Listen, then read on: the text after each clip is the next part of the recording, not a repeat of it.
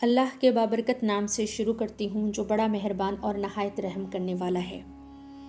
دیکھتی آنکھوں، سنتے کانوں اور علم کے متلاشی ذہنوں کو ہمارے چینل آواز خرد پر خوش آمدید۔ انبیاء کا ذکر کرنا عبادت ہے۔ اللہ رب العزت نے بھی بارہا ان کا ذکر کرنے کا حکم دیا ہے۔ ان کے قصے ہدایت اور عبرت سے بھرپور ہوتے ہیں۔ ان قصوں پر غور و فکر کرنے سے انسان میں ایمان کی مضبوطی، اللہ پر توکل اور صبر و استقامت جیسی خوبیاں پیدا ہوتی ہیں۔ آج ہم جس نبی کا ذکر خیر کرنے کا شرف حاصل کریں گے وہ ہیں حضرت اسماعیل علیہ السلام۔ حضرت اسماعیل علیہ السلام کا نام قرآن مجید میں 12 مرتبہ آیا ہے۔ آپ علیہ السلام حضرت ابراہیم علیہ السلام کے بیٹے ہیں۔ آپ علیہ السلام کی والدہ کا نام حضرت ہاجرہ ہے جو حضرت سارہ کی کنیز تھی جو انہیں حاکم مصر کی طرف سے ملی تھی۔ حضرت سارہ عقیم تھی، ان کے ہاں کوئی اولاد نہیں تھی، جبکہ حضرت ابراہیم علیہ السلام بوڑھے ہو چکے تھے۔ حضرت ابراہیم علیہ السلام کی خواہش تھی کہ اللہ ان کو بیٹے سے نوازے جو ان کے مشن کو آگے لے کے چلے۔ چنانچہ حضرت ابراہیم علیہ السلام نے حضرت سارہ کے کہنے پر حضرت ہاجرہ سے شادی کی اور اللہ نے ان کو حضرت اسماعیل علیہ السلام جیسے متقی، صابر اور فرما بردار بیٹے سے نوازا۔ ان کے آنے سے حضرت ابراہیم علیہ السلام کے صحن میں بہار آ گئی۔ جب بی بی سارہ حضرت اسماعیل علیہ السلام کے نورانی چہرے کو دیکھتی تو ایک بیٹے کی خواہش کرتی۔ انہوں نے حضرت ابراہیم علیہ السلام سے کہا کہ وہ اللہ سے دعا کریں کہ اللہ انہیں بھی ایک بیٹا عطا کرے۔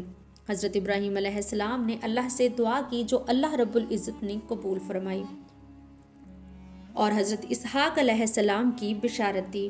حضرت اسحاق علیہ السلام کے دنیا میں تشریف لانے کے بعد حضرت سارہ کا رویہ حضرت ہاجرہ اور حضرت اسماعیل علیہ السلام کے متعلق تبدیل ہو گیا۔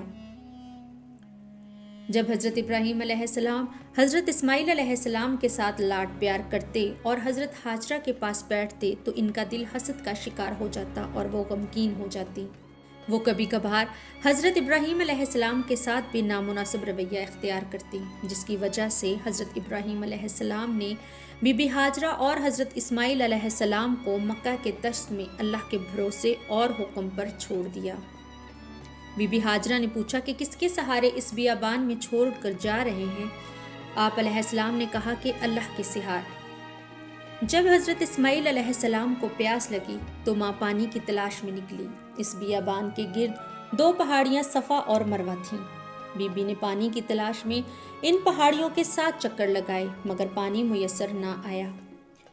مگر جب حضرت اسماعیل علیہ السلام کی ایڑیوں کی رگڑ سے اللہ کی طرف سے پانی کا چشمہ جاری ہوا تو بی بی نے شکر ادا کیا۔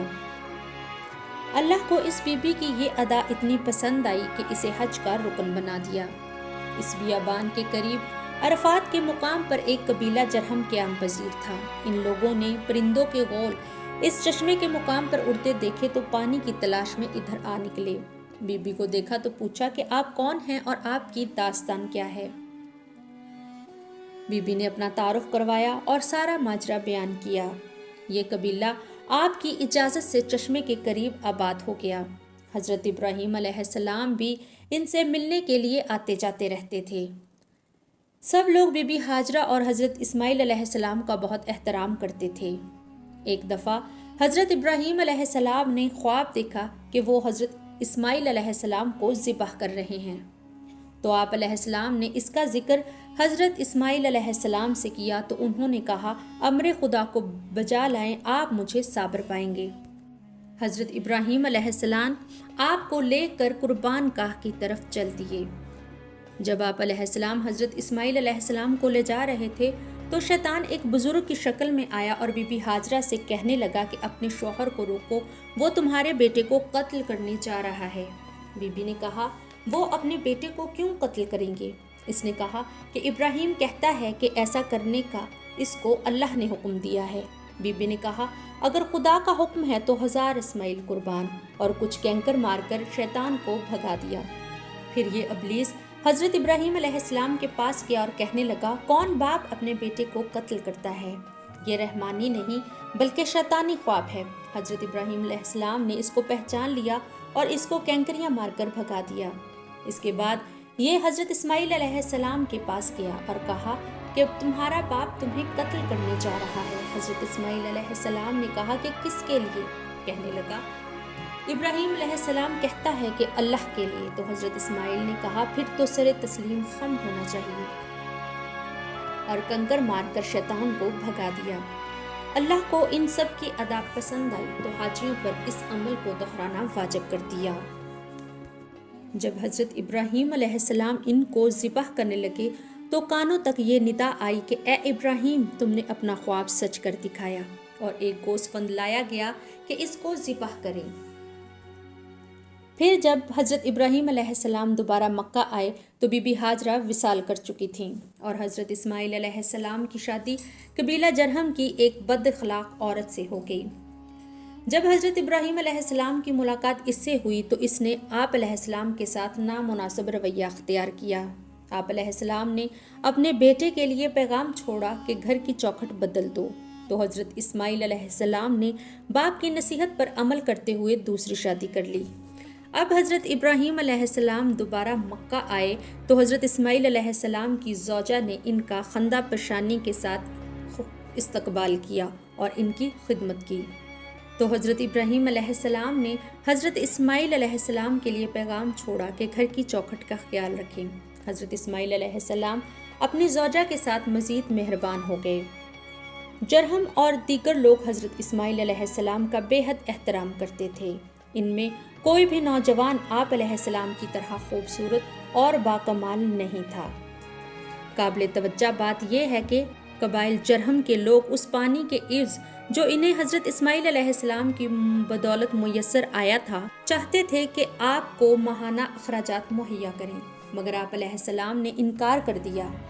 आप अलैहिस्सलाम खुद रोज़ी की तलाश में निकलते, बाज़-औक़ात भेड़ बकरियों से और बाज़-औक़ात शिकार से अपने अखराजात पूरे करते थे।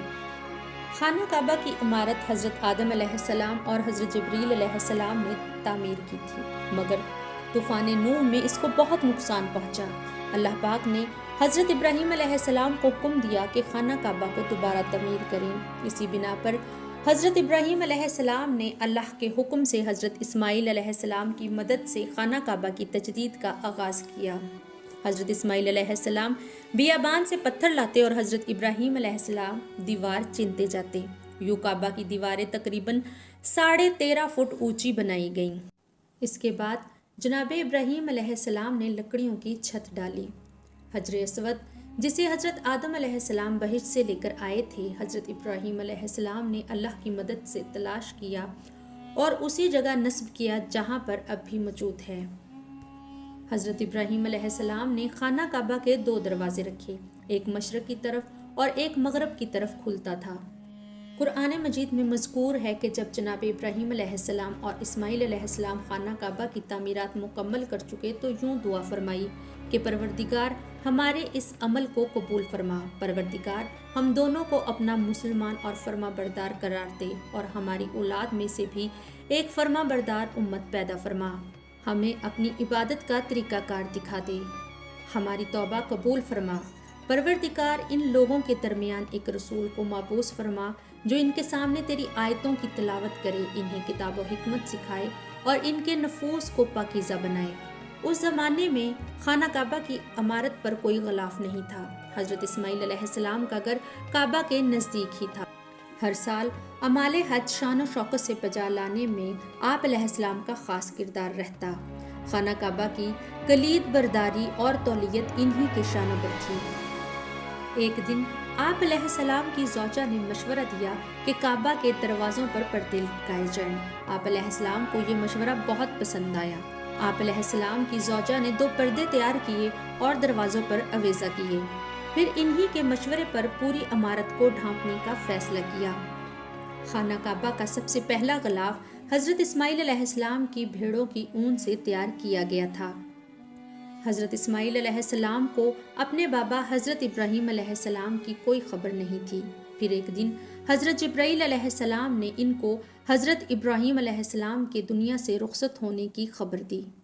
आप अलैहिस्सलाम बहुत गमगीन हो गए। तो हज़रत इब्राहीम अलैहिस्सलाम के مفارقت نے آپ کو غمگین کر دیا۔ حضرت جبریل علیہ السلام نے آپ علیہ السلام کو تسلی دی۔ آپ علیہ السلام نے ایک روایت کے مطابق 137 اور ایک روایت کے مطابق 180 سال عمر پائی۔ آپ علیہ السلام کا جسد اقدس آپ علیہ السلام کی والدہ کے قریب حجر اسماعیل علیہ السلام میں سپرد خاک کیا گیا۔ آپ سے گزارش ہے کہ اللہ کے پسندیدہ مذہب اسلام کی تعلیمات سے اپنے گھر والوں اور بچوں کو آگاہ کریں تاکہ وہ اس کی روشنی میں دنیا اور آخرت میں کامیاب ہو سکیں۔ اگلی ویڈیو تک کے لیے اجازت چاہتی ہوں۔ اللہ حافظ۔ اللہم صلی علی محمد و آل محمد وما علینا الا البلاغ المبین۔